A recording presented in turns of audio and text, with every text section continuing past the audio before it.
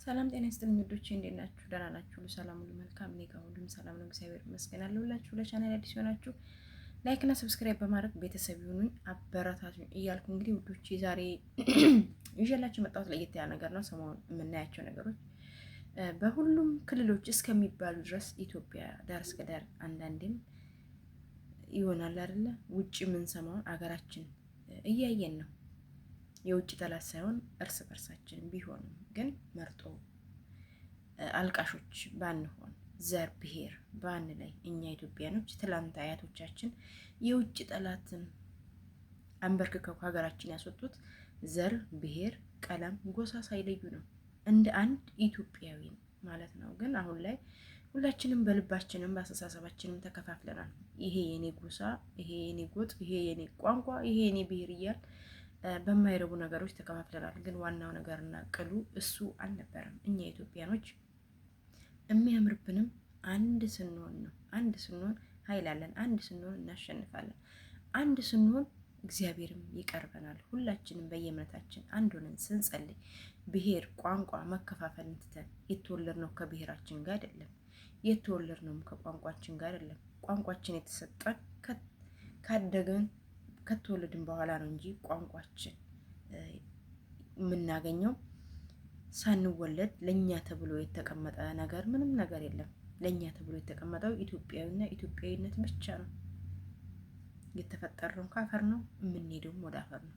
ስለዚህ ይሄ መከፋፈላችን በጎጥ በጎሳ ትንንሽ ሀሳቦች ይዘን ይሄ የካንሰር በሽታ ውስጣችን ገብቶ በጣም ሁላችንም እያናወጠን ነው እና በአርሲ የሚያልቁት ኦርቶዶክሳውያን፣ በአርሲ የሚገደሉት በግፍ የሚታረዱት ህፃናቶች፣ አዛውንቶች ጧሪ ቀባሪ ሲያጡ እውነት ሰው አጥተው ጮኸ ያተው ነው ወይ? ኢትዮጵያ እውነት ለነኚህ ድምፅ መሆን አቅቷት ነው ወይ? 130 ሚሊዮን ኢትዮጵያውያን ለነኚህ ድምፅ መሆን አቅቷት ነው ወይ?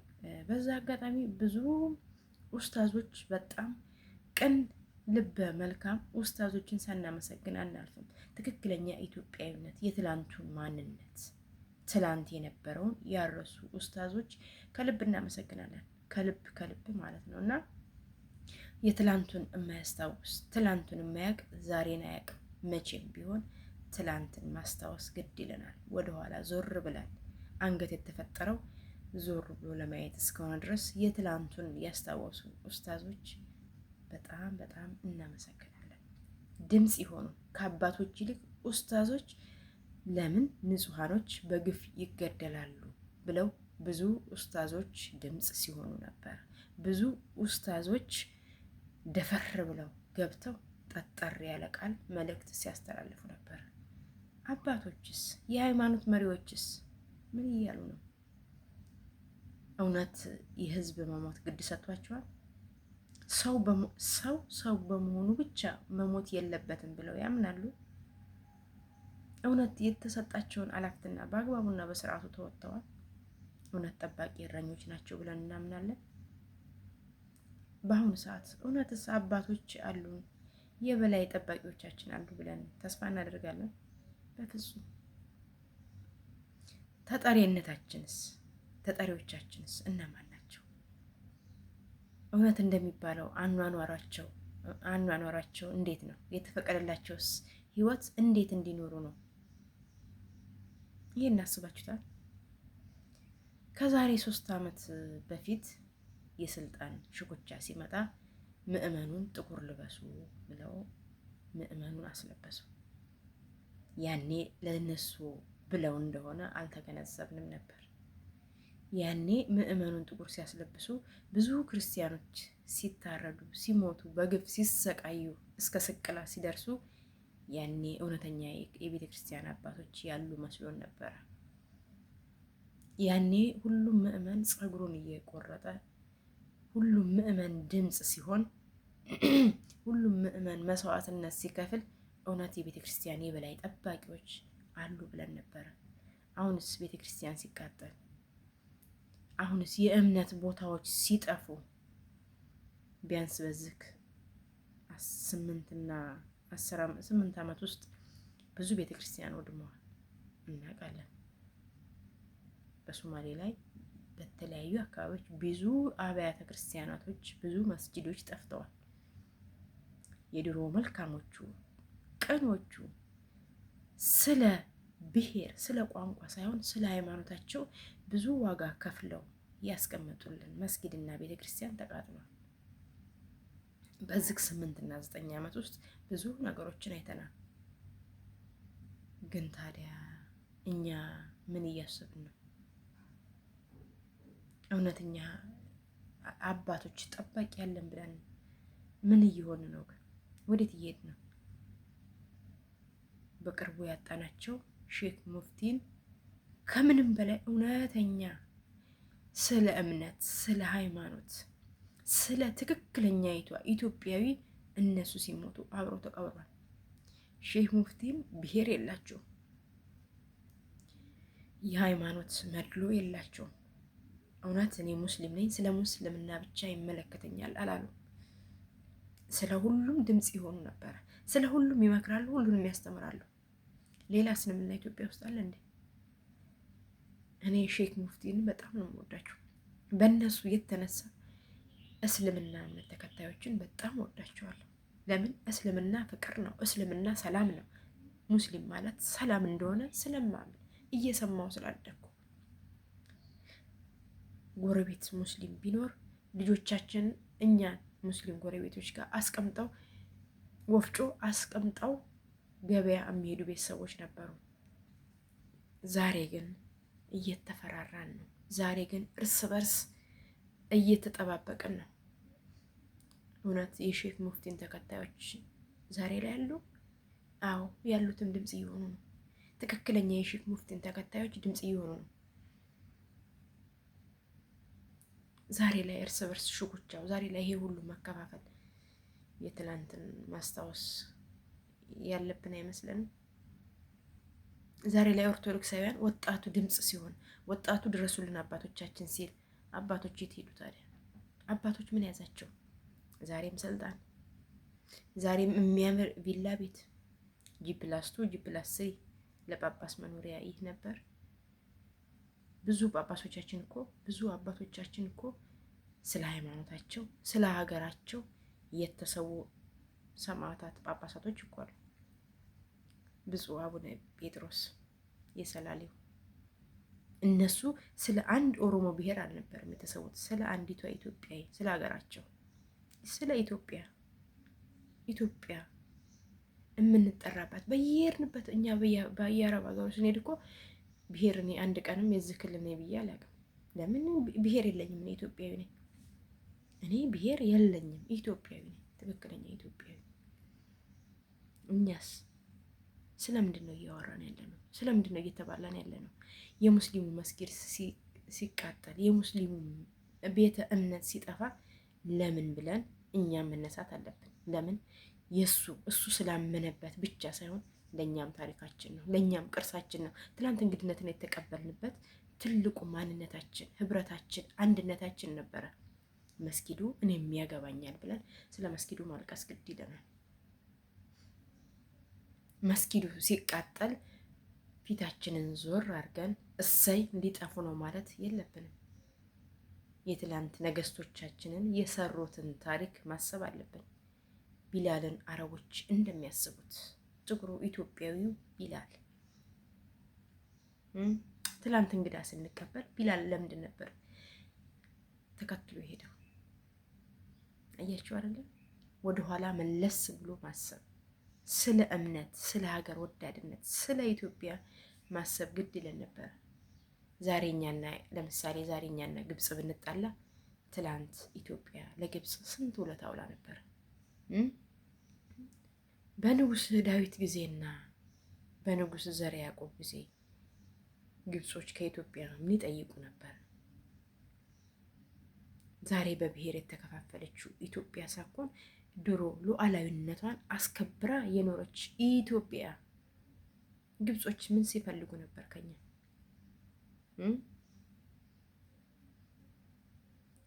ታሪክን እንመርምር፣ ታሪክን እንወቃል። ኢትዮጵያ በጣም ብዙ ታሪክ ያላት አገር፣ የብዙ ቅርሶች መገኛ፣ የሰው ልጅ መገኛ ኢትዮጵያ ነበረች።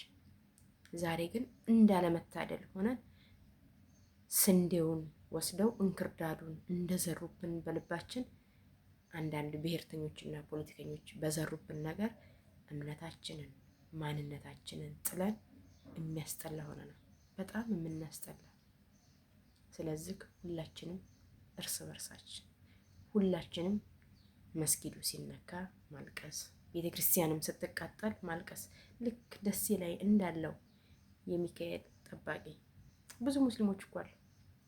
ብዙ ሙስሊሞች አሉ ቤተ ክርስቲያንን እንዳይን ብሌናቸው የሚጠብቋት አይደለም ሊያቃጥሏት። ወሎ ውስጥ እኮ ብዙ ነገር ሰምተናል። አይደለም ሊያቃጥሏት ይቅርና ማለት ነው ቤተ ክርስቲያንን እንዳይን ብሌናቸው፣ ሸዋ ላይ መስጊድን እንዳይን ብሌናቸው የሚከታተሉ ትክክለኛ ኢትዮጵያዊ እኮ አሉ። ዛሬ ይሄ ብሔር ለምን መጣ?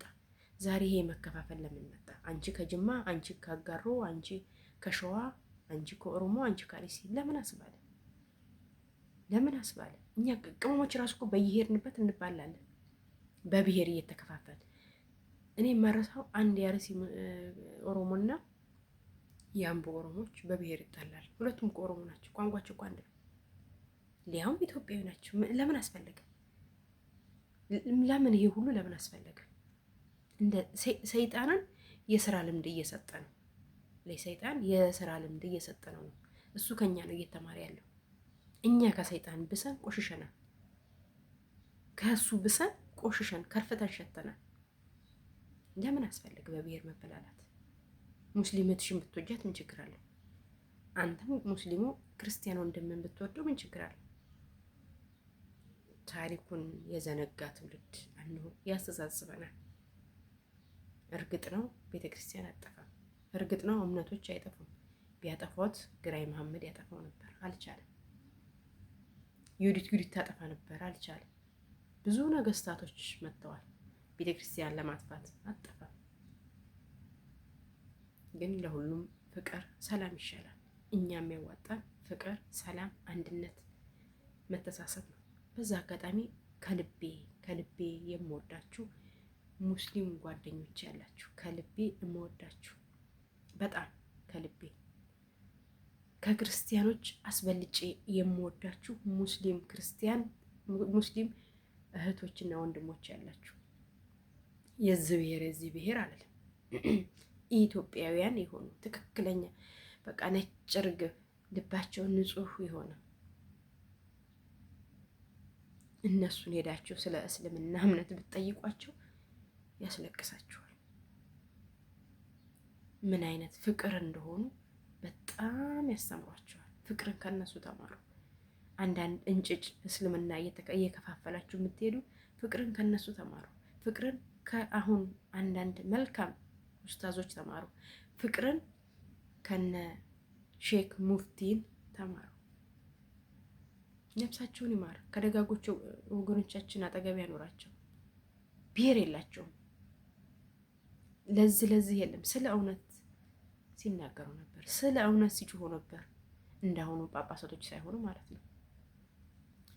እና በዚሁ አጋጣሚ ፍትህ በግፍ ለሞቱት አርሲ ኦርቶዶክሳውያን እህት ወንድሞቻችን፣ አባቶቻችን፣ ህፃናት በግፍ ለሚሰደዱት ፍትህ ከሰው ሳይሆን ከመድኃኔዓለም ነው።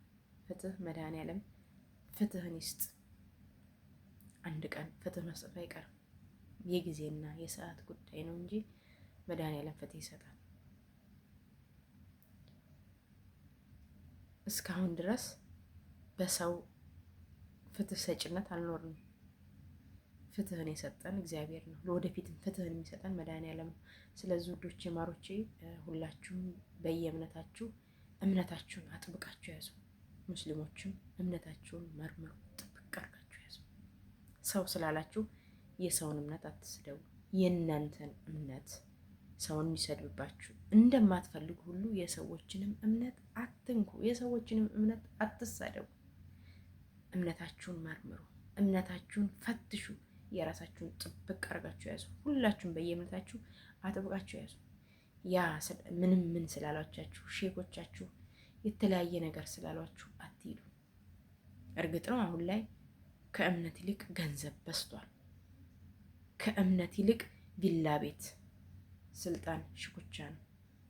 ይሄ ቀን ስለሚገለበጥ እናንተ ግን የለብሳችሁን ይዛችሁ በቁርአናችሁ ላይ ብቻ ጸንታችሁ እኛም በመጽሐፍ ቅዱሳችን ጸንተን እንኑር እንጂ ከበላይ ያሉት ስላጠፉ ከበላይ ያሉት የሆነ ነገር ስላሉ እስልምና መሰደብ የለበትም።